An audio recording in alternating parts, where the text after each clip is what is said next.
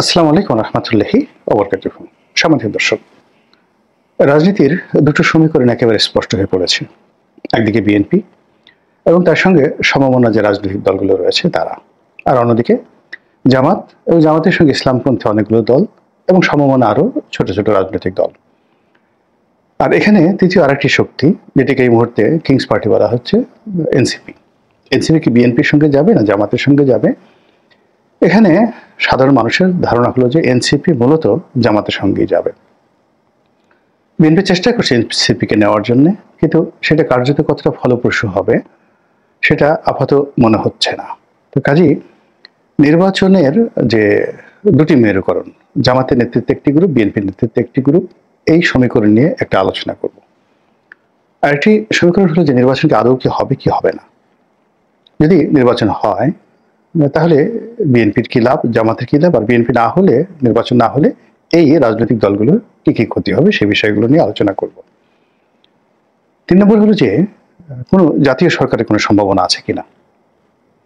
অর্থাৎ বিএনপি, জামাত এবং এনসিপি মূলত তারা যদি আসন ভাগাভাগি করে এবং নিজেদের মধ্যে যদি একটা সমঝোতা করে তারা নির্বাচন করতে চায়, তো সেক্ষেত্রে আসলে কেমন ফলাফল হবে এই বিষয়গুলো নিয়ে আলোচনা করব। তার আগে বলে নেই যে এই মুহূর্তে বাংলাদেশের মানুষের যে পাহাড় প্রমাণ সমস্যা, সেই সমস্যাগুলোর মধ্যে 60% সমস্যা অর্থনৈতিক সমস্যা, ব্যবসা বাণিজ্য, কলকারখানা এবং যে সকল শ্রমজীবী মানুষ রয়েছেন, যার যার অবস্থান থেকে অর্থনৈতিক সংকটে তাদের জীবনযাত্রা রীতিমতো মুখ থুবড়ে পড়েছে। ফলে জনগণের যে এই দুরবস্থা, সেই দুরবস্থার মধ্যে যতই রাজনীতির কথা বলা হোক না কেন, নির্বাচনের কথা বলা হোক না কেন, এটা হালে পানি পাচ্ছে না। এগুলো এক। বাকি যে 40% সমস্যা, সেই 40% সমস্যা হলো আইন শৃঙ্খলার অবনতি, মানুষের মনে ভয়, বিচার ব্যবস্থা এবং আমলাতান্ত্রিক জটিলতা এবং রাষ্ট্রযন্ত্রের অসহযোগিতা, সব মিলিয়ে যারা ভুক্তভোগী তাদের জীবন তছনছ হয়ে গেছে। আপনার যদি আয়করে কোনো মামলা থাকে, ভ্যাটে কোনো মামলা থাকে, আপনার যদি হাইকোর্টে কোনো মামলা থাকে, নিম্ন আদালতে কোনো মামলা থাকে, অথবা সেক্রেটারিয়েটে সচিবালয়ে কোনো কাজ থাকে, ভূমি অফিসে কোনো কাজ থাকে, গত 14 মাসে আপনি যে অভিজ্ঞতা পেয়েছেন এবং যেভাবে আপনার জীবন দুর্বিষহ করে তোলা হয়েছে, এই অবস্থায় যদি আপনার কাছে গিয়ে কোনো জামাতের লোক আল্লাহর আইনের কথা বলে, বিএনপির কোনো লোক গিয়ে বাংলাদেশের জাতীয়তাবাদের কথা বলে, কিংবা অন্য কোনো রাজনৈতিক মতাদর্শ প্রচার করতে চায়, তাহলে এই যে 40% যারা লোকজন রয়েছে, যারা আইন শৃঙ্খলা, ব্যবসা বাণিজ্য এবং অন্য যে জটিলতা তারা তাদের জীবন পিষ্ট হয়ে গেছে, তারা মেজাজ ঠিক রাখতে পারবেন না। আপনারা দেখছেন যে মিস্টার রুবেল আজিজ, বাংলাদেশ টেক্সটাইলস মিল অ্যাসোসিয়েশন, বাংলাদেশের সবচেয়ে বড় প্রতিষ্ঠান, মানে আপনি বিজিএমইএ সবচেয়ে অর্গানাইজেশন হিসেবে সবচেয়ে প্রভাবশালী গার্মেন্টস মালিকদের সংগঠন, কিন্তু গার্মেন্টস মালিকদের মতো এত বড় সংগঠন না হলেও বিটিএমইএ তে যে কজনই যারা মেম্বার আছেন তারা বাংলাদেশের সবচেয়ে ধনী এবং এলিট ব্যবসায়ী। মানে একটা গার্মেন্টসের জন্য যদি ধরেন গড়ে অ্যাভারেজে 10 কোটি টাকা ইনভেস্ট হয়, তাহলে একটি স্পিনিং মিল, যেটা বিটিএমের যারা সদস্য, একটি স্পিনিং মিল যদি ফুল কম্পোজিট হয় তাহলে গড়ে 500 কোটি টাকা এখানে ইনভেস্টমেন্ট রয়েছে। তাহলে 500 কোটি টাকা যদি হয়তো 50টি গার্মেন্টসের সমান।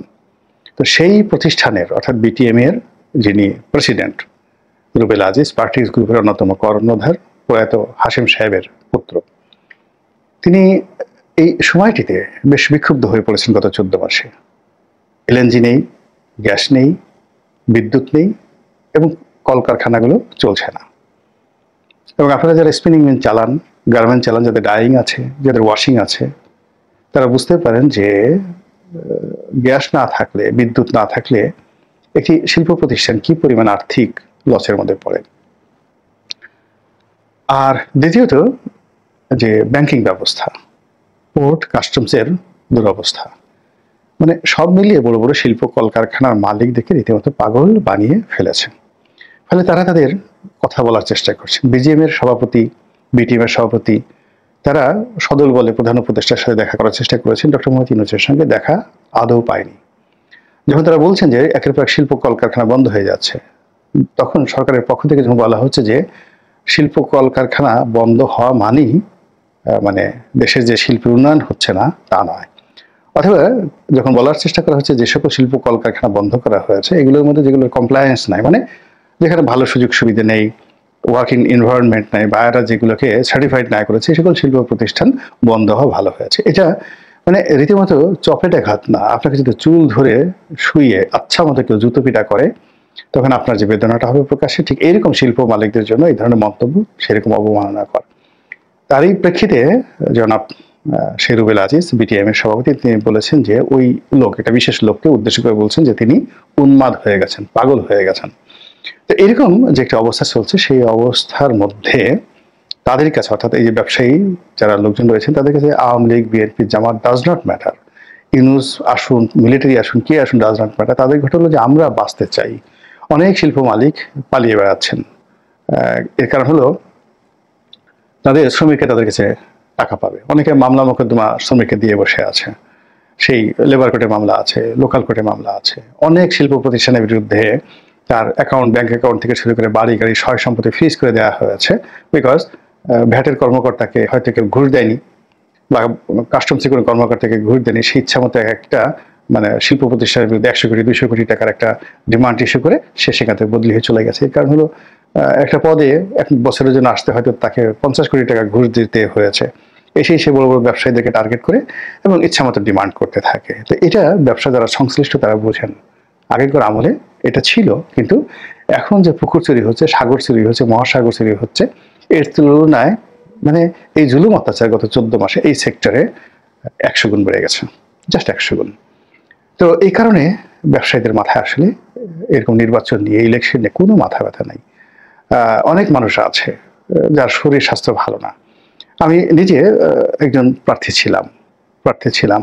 ইলেকশনের আমার একটা স্বপ্ন ছিল, শখ ছিল, প্যাশন ছিল, এবং ব্যবসা বাণিজ্য যখন আমার তুঙ্গে ছিল তখন আসলে আমি মনের আনন্দেই সেখানে গিয়েছি। কিন্তু 2018 সন থেকে করোনার সেই সময়কাল থেকে মানে ব্যবসা বাণিজ্যের অবনতি হতে হতে এমন একটা অবস্থা হয়ে গেছে, একটা নির্বাচন করা তো অনেক পরের ব্যাপার।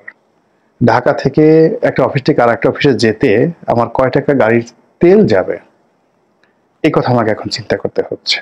নির্বাচন করব, টাকা পাবো কোথায়? আর যারা একবার সৎভাবে হালালভাবে উপার্জন করে নিজের পকেটের পয়সা খরচ করে রাজনীতি বা অন্য কোনো কাজ করে, আসলে তারা জীবনে কখনো চাঁদাবাজি করতে পারে না, দুর্নীতি করতে পারে না। ফলে সত্যিকার যারা সৎ রাজনীতিবিদ, যারা নিজের টাকা রাজনীতি করতে চান, এই সময়টা তাদের জন্য ফেভারেবল নয়। আর যারা চাঁদাবাজি করে রাজনীতি করতে চান তারাও চাঁদা পাবেন কোথায়? চাঁদা দেওয়ার মতো লোক নেই তো এখন। জুলুম অত্যাচার করে আপনি যে একটা বাড়ি দখল করবেন সেটা বিক্রি করতে পারবেন না। গত 14 মাসে যা হয়েছে এটা মানে আওয়ামী লীগের কিছু এক্সেস টাকা ছিল, সেই টাকাগুলো নেওয়া হয়ে গেছে। এখন আওয়ামী লীগের লোকজন সব ফতুর হয়ে গেছে, তারা পালিয়ে গেছে। তো এখন সাধারণ জনগণের কাছ থেকে যদি আপনি টাকা আনেন, আপনাকে তো গাবতলীর গরুর হাটে গিয়ে গরু চুরি করতে হবে, গরু ডাকাতি করতে হবে, ছাগল চুরি করতে হবে, মহিষ চুরি করতে হবে, তারপরে মা বোনদের সোনা দানা ডাকাতি করতে হবে। এছাড়া আপনি টাকা পাবেন না। বা মোহাম্মদপুর বাজারে গিয়ে আপনি সেই রেট দিয়ে সমস্ত মাছগুলো চুরি করে নিয়ে যাবেন, নিয়ে গিয়ে পরে আপনি নিলামে বিক্রি করতে হবে, এছাড়া টাকা নেই। এরকম অবস্থা হয়ে গেছে। তো সেখানে নির্বাচন হবে কি হবে না এটা নিয়ে একটা বিরাট প্রশ্ন দেখা দিয়েছে। এবং যখন এরকম একটা ক্রান্তিকাল যাচ্ছে, অর্থাৎ যেখানে প্রান্তিক লেভেলে দারিদ্রতা পৌঁছে গেছে 60% মানুষের মধ্যে, সেখানে আমরা পাকিস্তান, শ্রীলঙ্কা, আমাদের পাক ভারত উপমহাদেশের মধ্যে সবচেয়ে এখন দরিদ্র জনগোষ্ঠীতে পরিণত হয়েছি। শ্রীলঙ্কা রাষ্ট্র হিসেবে দেউলিয়া হয়ে গিয়েছিল, পাকিস্তানে প্রায় দেউলিয়াতের পর্যায়ে, মানে সরকারি ফান্ড। তো সেই ক্ষেত্রে আমাদের রিজার্ভে $30 বিলিয়ন আছে, মানে সরকারের ফান্ডের সমস্যা নেই, কিন্তু আমাদের পাবলিকের যে মানি, সেই পাবলিক মানি নেই, যেটা পাকিস্তানে আছে, যেটা শ্রীলঙ্কাতে আছে। ফলে সরকার খুব অল্প সময়ের মধ্যে ঘুরে দাঁড়াতে পেরেছে। আর আমাদের যেহেতু জনগণের হাতে টাকা নেই, ফলে সরকার ঘুরে দাঁড়ানো তো দূরের কথা, সরকার যে জনবিক্ষোভের মুখে পড়বে, সেটা নির্বাচিত সরকার হোক, অনির্বাচিত সরকার হোক, অন্তর্বর্তীকালীন সরকার হোক, সেই গণবিক্ষোভের যে ভয়াবহতা, অতীতের যে কোনো গণবিক্ষোভ, গণ আন্দোলন, অভ্যুত্থান, গণ অভ্যুত্থান, তার সাথে শত শত গুণ মানে এটা নির্মম এবং নিষ্ঠুর হবে আগামী দিনগুলোতে। তো এই অবস্থাতে যে রাজনীতির যে মেরুকরণ, জামাত এবং বিএনপি একত্র হওয়া, বিএনপি এনসিপি একত্র হওয়া, জামাত এবং ইসলামী দলগুলো একত্র হওয়া, জামাত এবং এনসিপি একত্র হওয়া, একত্রে নির্বাচন করা, এগুলো সবগুলো মানে শতভাগ অনিশ্চিত হয়ে পড়েছে। তার চেয়ে বড় ব্যাপার হলো নির্বাচনটি একেবারে ঝুঁকিপূর্ণ হয়ে পড়েছে। নির্বাচনের যে ডামাডোল, এটা যদি শুরু হয়ে যায়, সেই ডামাডোলের তোড়ে সাধারণ মানুষের উপর যে জুলুম অত্যাচার চলবে, এই যে এখন বিএনপি প্রার্থী ঘোষণা করলো, just let them play only for 7 days, তাদেরকে 7 দিন এই প্রার্থীরা শুধু আনন্দ করুক, ফুর্তি করুক, নির্বাচনী এলাকায় যাক। আপনি দেখেন টোটাল ইকোনমির উপর কি প্রেশার পড়ে। এবং এই যে নভেম্বরের যে পুরো মাসটি, তারপর ডিসেম্বর আসতেছে, শিডিউল ঘোষণা করে নির্বাচন পরিচালনা করার জন্য রাষ্ট্রের কত হাজার কোটি টাকা লাগবে। তো এসব মিলিয়ে মানে আমরা যে একটা ভালো কিছু হবে, এটা কোনো সম্ভাবনা নেই। দেশের যে অর্থনৈতিক রিপেয়ারমেন্ট দরকার, সোশ্যাল রিপেয়ারমেন্ট দরকার, ল অ্যান্ড অর্ডার পুনরুদ্ধার করা দরকার, এবং এর জন্য যে বুলেটিন আকারে কিছু কাজ করা দরকার, সেই কাজগুলো গত 14 মাসে করেনি। ফলে আগে যে রোগী নর্মাল বেডে ছিল, অর্থাৎ এই দেশটি শেখ হাসিনা চলে যাওয়ার পর যে অসুস্থতার মধ্যে ছিল, সেই অসুস্থতা এখন আইসিইউতে চলে গেছে। এখন আইসিইউতে অক্সিজেন দিয়ে যেভাবে রোগী বাঁচানো হয়, সেইভাবে দেশ আছে। যেই মুহূর্তে এই নির্বাচন নিয়ে আরো জটিল পরিস্থিতি তৈরি হবে, গণভোট নিয়ে আরো জটিল পরিস্থিতি হবে, তারপর নির্বাচনের তফসিল ঘোষণা করা হবে, তখন পুরো দেশের যে সিস্টেমটি রয়েছে, রাষ্ট্র ব্যবস্থা আছে, এটি অ্যাবসলিউটলি লাইফ সাপোর্টে চলে যাবে। আর যখন লাইফ সাপোর্টে এরকম একটা দেশ জাতি যায়, তখন তাদের পরিণতি কি হয়?